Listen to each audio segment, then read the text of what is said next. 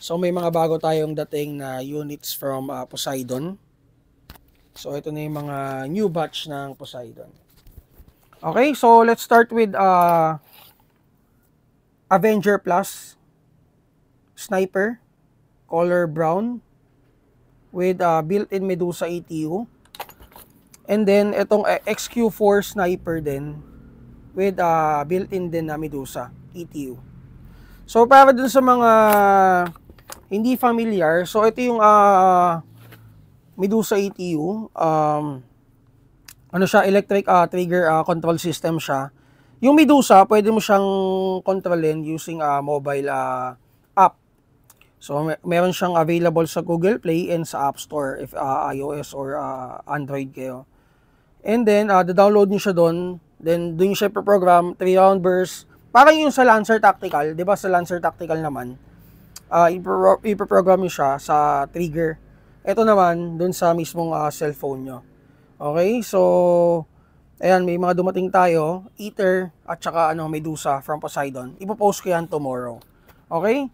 So, pakita ko muna sa inyo unit. And then, let's start with the basics, yung external parts niya. So, etong si Poseidon, lightweight unit. Lightweight siya, EEG unit. And then, yung front assembly niya is metal, aluminum.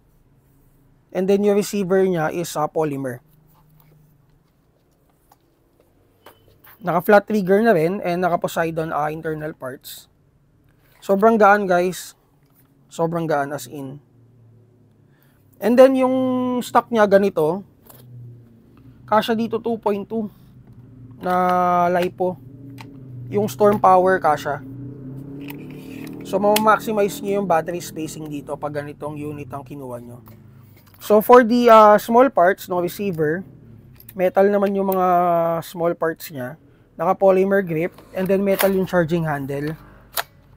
So for the chamber, ayan na, mag-open. Check natin yung isa. Naka-rotary type chamber naman siya, Poseidon. And then ambi yung selector. Ayan. Kung kaliwete kayo, pwede nyo rin i-access dun sa kabila. So markings, yung markings ng receiver is Poseidon lang. So ayan No Mercy when Poseidon strikes. For the magazine niya out of the box is mid-cap magazine, 140 rounds. Okay, so punta tayo doon sa isang unit. Wala naman silang kaibahan bukod dun sa sights. Yung sights nila is sa sights at saka dun sa handguard at saka dun sa flash hider. So ito, yung sights ito is flip-up sights na na metal. And dali na lang i-flip. Ito, plastic na parang KEC style na flip-up sights. And then ito naka-M-lock yung front assembly niya. Ito naman guys, naka-keymod. So for the tip or flash hider, ito naka-blaster or parang amplifier or loudener. And then guys, ito pala isa sa mga nawala sa kanila. 'Di ba yung Medusa natin from the previous batch, naka tawag dito, may kasamang blaster or Spitfire na tracer. So ito, ang kasama niya na lang is yung mismong tracer dun sa chamber. So yun na lang yung naiwan sa kanila. And ayun. So, yun yung sa previous batch yung may kasabaka kasi hanapan nyo kami ng yung mismong blaster na tracer So, wala na siyang kasama. Pero, built-in tracer for the BBs, meron naman. Okay, so test natin guys. Mga boss, test natin. Check natin kung may nabago ba sa FPS. Naka-DINS plug na pala to Ayan, so pumasok na siya dun sa programming niya.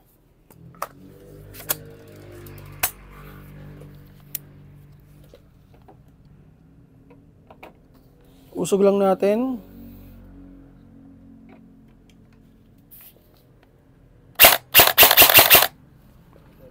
So FPS, ayan, nasa 430 plus. Ayan, so 430 plus. For the trigger response, talagang mabilis to si Poseidon, guys. Maganda yung, nakita nyo naman naka-flat trigger. And sobrang smooth lang nung ano niya, nung trigger response niya. And maganda yung performance out of the box. Okay? So ayun, naubos na yung bala.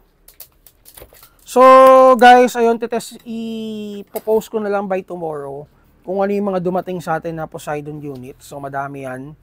And update ko na lang kayo sa Google Drive at saka dun sa page natin. Okay, so sa mga